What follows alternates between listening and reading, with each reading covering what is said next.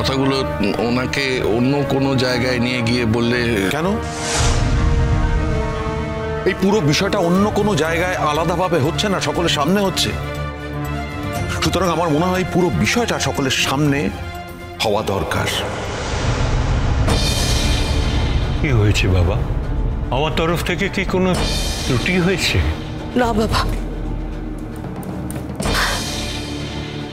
তোমার কোনো ত্রুটি হয়নি, তোমার কোনো দোষ হয়নি। কিন্তু নতুন আমাকে কি বলতে চায়? আমি তো যা বলার পরিষ্কার করে বলছি ঠাকুরমশাই। সকলের সামনে দাঁড়িয়ে আমি বলছি, আমি এই বিয়ে মানি না।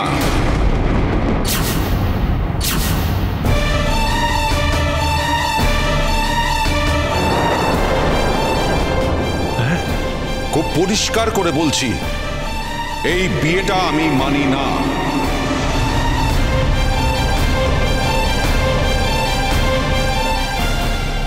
এই কথা বলার অর্থ? বিয়ের পরে এরকম একটা ভয়ঙ্কর কথা বলার মানে কি? এই বিয়েটা কি হয়েছিল ঠাকুরমশাই? আপনি তো শাস্ত্র মানেন ঠাকুরমশাই।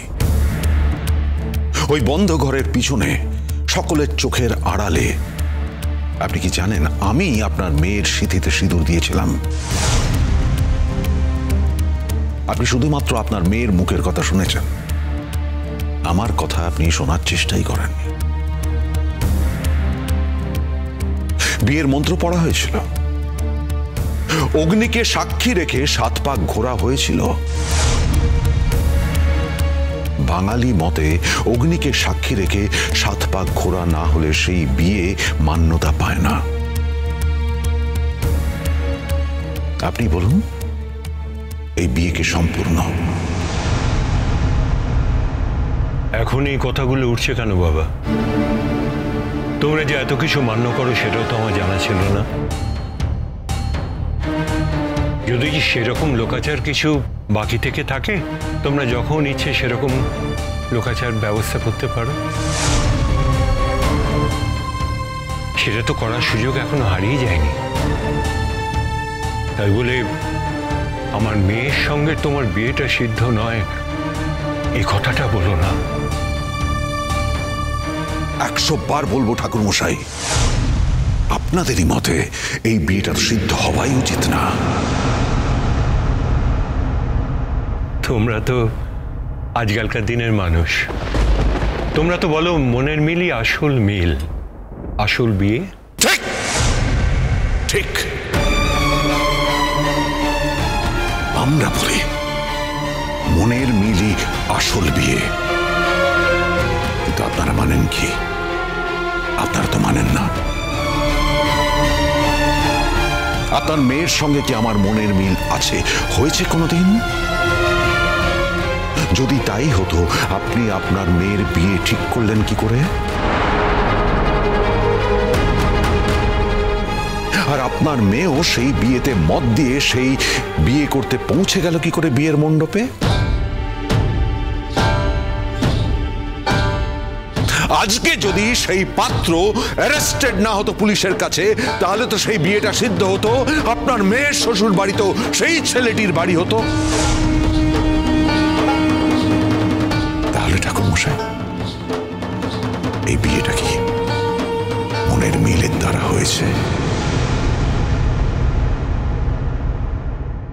এখন আর এসব কথা বলে কি লাভ নতুন ঠাকুরপো? যা হয়েছে সেটাকে তুমি মেনে নাও না। শুধু শুধু এই মেয়েটাকে তুমি অসম্মান করো না, আর এই বৃদ্ধ বাবাকেও তুমি আর আঘাত দিও না নতুন ঠাকুরপো। এই কথাগুলো পরিষ্কার আগেই হয়ে গেছে। পার্বতীকে মেনে নিতে তোমার অসুবিধাটা ঠিক কোথায় নতুন? সেই কৈফিয়ত আমি অন্য কাউকে দিতে বাধ্য নই। তুমি কিছু বলবে না? আমি কি বলবো? বিয়েটা তো দুটো অ্যাডাল্ট মানুষের ব্যাপার। আমি ধরেই নিয়েছিলাম যে ও ওর সিঁথিতে সিঁদুর পরিয়েছে, বিয়েটা করেছে। এখন তো দেখতে পাচ্ছি যে পার্বতী নিজের সিঁথিতে সিঁদুর পড়েছে, সুতরাং বিয়ের দায়িত্বটাও এখন ওর, সেটা তো নূতনের হতে পারে না।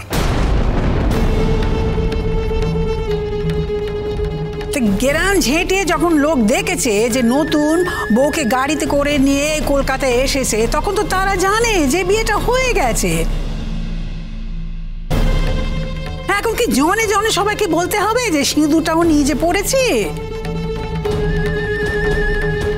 যাই ঘটে যাক না কেন, একবার যখন বিয়েটা হয়ে গেছে, বউ যখন একবার নতুনের বাড়িতে রাত্রিবাস করেছে, তখন তো আমাদের এই বিয়েটা মান্য করতেই হবে। কারোর বাড়িতে রাত্রিবাস করলেই সেটা বিয়ে হয়ে যায় না মা। আচ্ছা, তোমার কিসের আপত্তি করছি? তুমি কি তোমার বৌদির কথা ভেবে আপত্তি করছো? হ্যাঁ, খানিকটা তাই। এখন যখন সবকিছু খোলাখুলি হয়ে গেছে, তখন তো এই কথাটা আর গোপন করে রাখার কোনো মানে নেই। আর নতুনদা তো সবার সামনে বলেই দিয়েছে, নিজেই তো স্বীকার করেছে তিনি আমার বৌদি ভাইকে ভালোবাসেন। ওদের মধ্যে বিয়ে হোক বা না হোক, নতুনদা কোনোদিনও কখনো অন্য কোনো মেয়েকে স্ত্রীর মর্যাদা দিতে পারবেন না।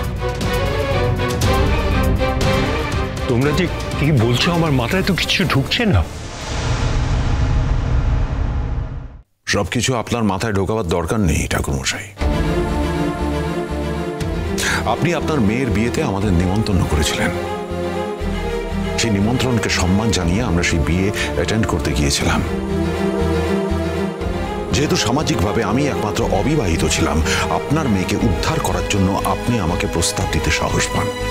তোমাদের পরিবারের একজন পাহারাদার হিসেবে আজ আমি তোমার কাছে অনুরোধটুকু করছি, বাবা, আমার মেয়েকে তুমি বিয়ে করো। আমি কিন্তু রাজি হইনি, কিন্তু পার্বতীকে বিয়ে করা অসম্ভব। আর আমার বিবাহ না করাটা কোনো অপরাধ নয় যে তার জন্য আমাকে হাড়ি কাঠে মাথা দিতে হবে।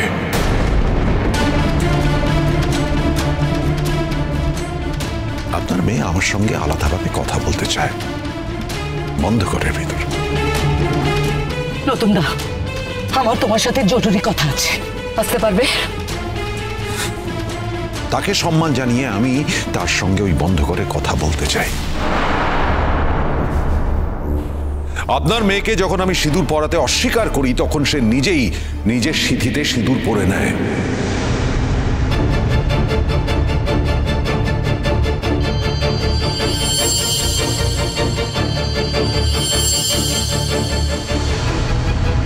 আর তারপর সকলের সামনে সেটাকে বিয়ে বলে দাবি করে।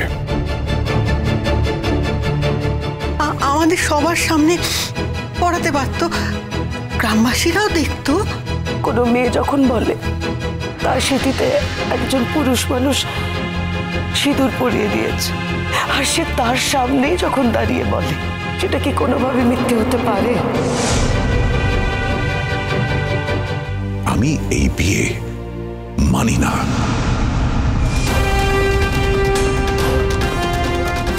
আমি এই বিয়ে সর্বসমক্ষে অস্বীকার করছি। একথা তুমি আগে বলনি কেন? তখন তো চুপ করেছিলে। তার মানে 1 গ্রাম লোকের সামনে তোমার যে মৌনতা ছিল, আমরা ধরে নিচ্ছি সেটাই তোমার সম্মতির লক্ষণ। আমার মেয়েকে এরকম অপমান করার কোনো অধিকার তোমার নেই। বাবা, তুমি চিন্তা করো না, আমি এই বিয়েটা থেকে, এই সম্পর্কটা থেকে কোথাও যাব না। এই সংসার থেকে আমি বেরিয়ে গ্রামে ফিরে যাব না বাবা।